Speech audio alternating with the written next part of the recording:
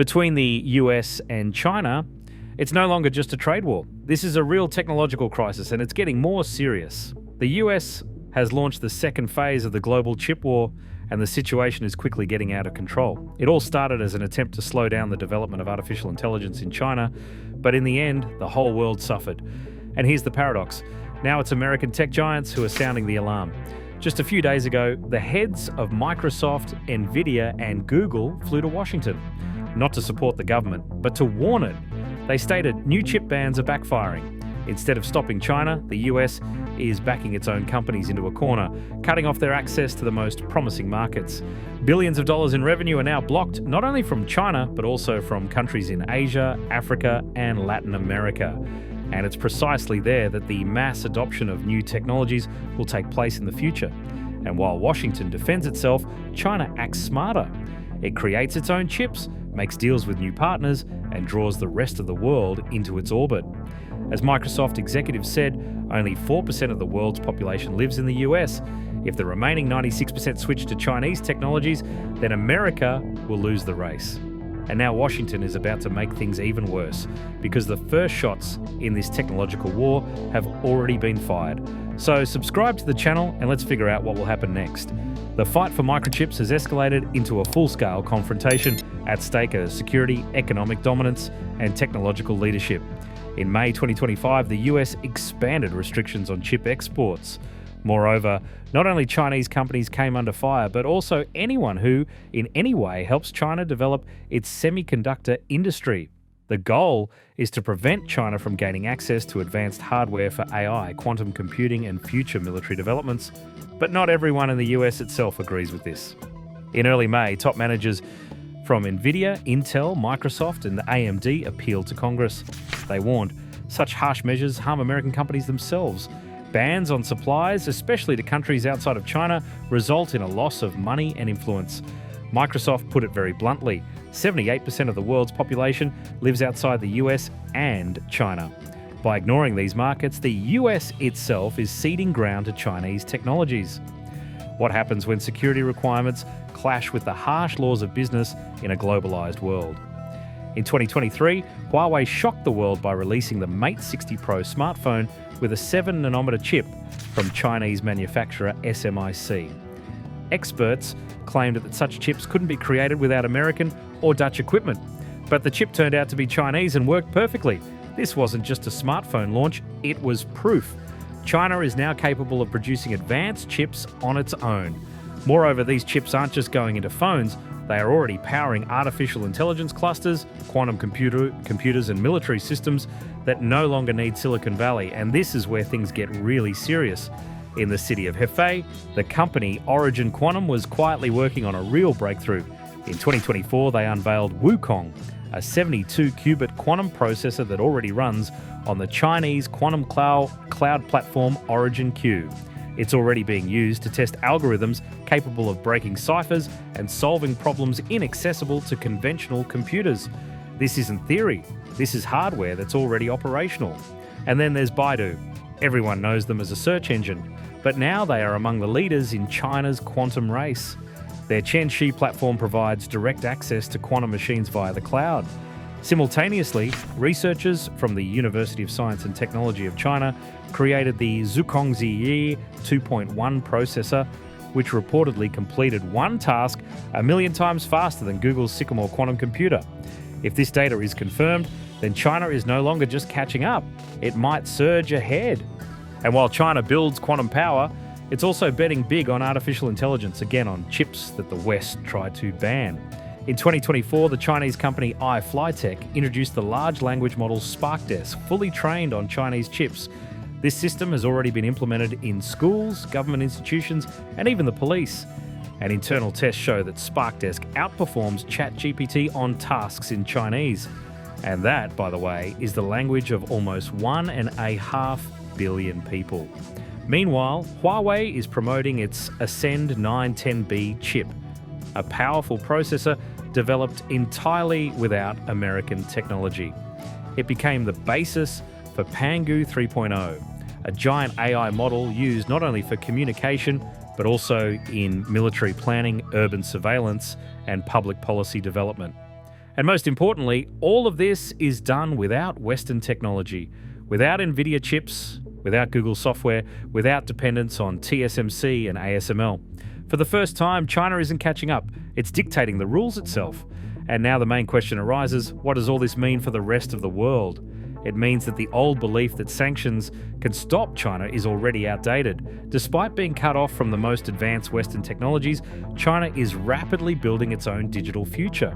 Its artificial intelligence is getting smarter, its quantum computers more powerful, and they no longer need permission from Silicon Valley to move forward.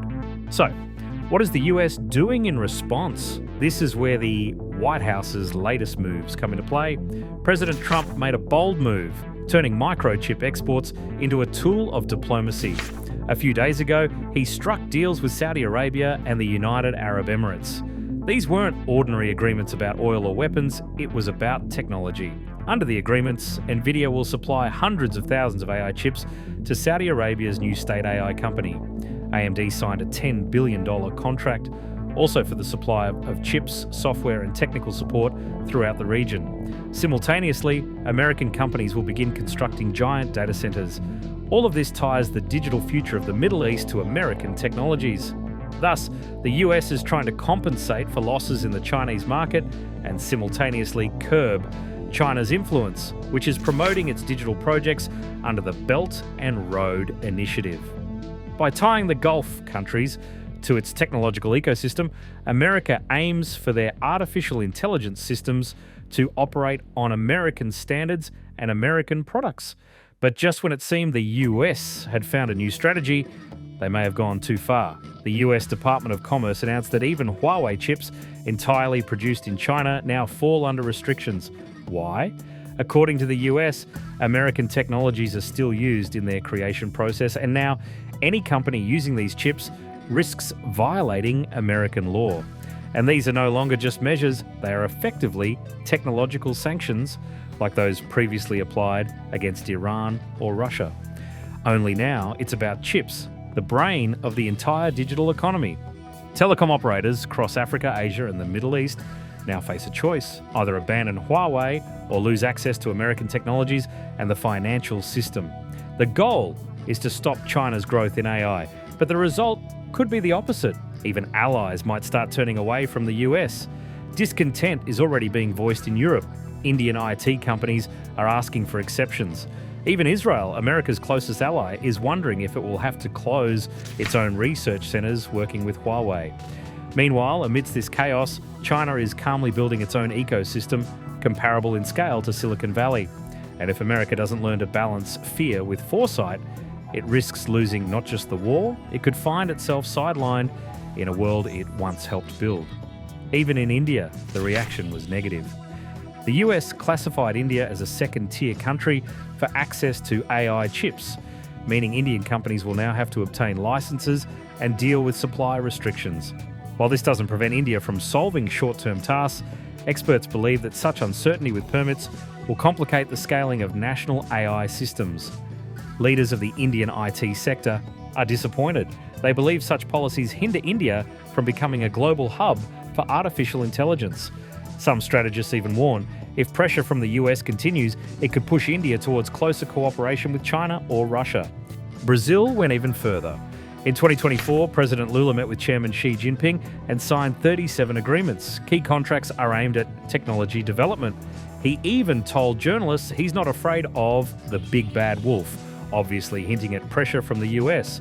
Brazil is now offering significant incentives to create its own chip industry and is actively collaborating with China to achieve this goal. South Africa has also spoken out in support of an alternative technological order.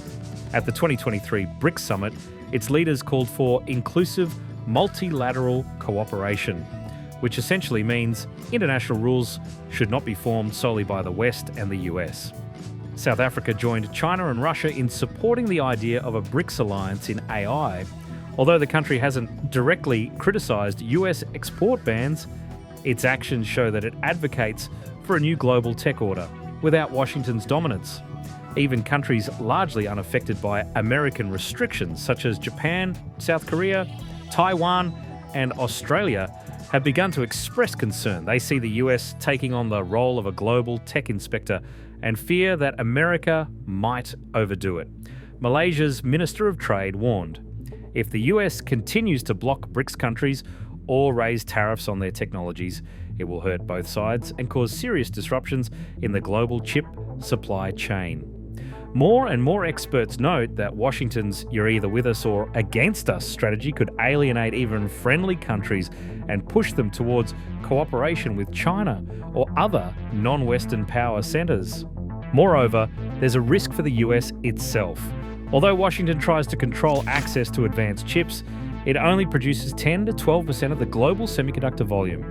For comparison, Taiwan's TSMC makes almost half of all chips on the planet, and South Korea's Samsung and SK Hynix also control a significant share. This means that even with strict US control, China can still obtain these chips through third countries or simply continue to make them domestically. Such a strategy could easily backfire on America itself. One think tank stated bluntly that if the US continues to corner both allies and rivals, it risks isolation, just as is already happening with countries moving away from the dollar. And if China succeeds in building a self-sufficient chip industry, the US will not only lose leverage, it could simply be squeezed out of the world's fastest growing technology markets. So, whose rules will define the future of technology? And whom will this future leave behind? Stay with us to find out how all this will unfold.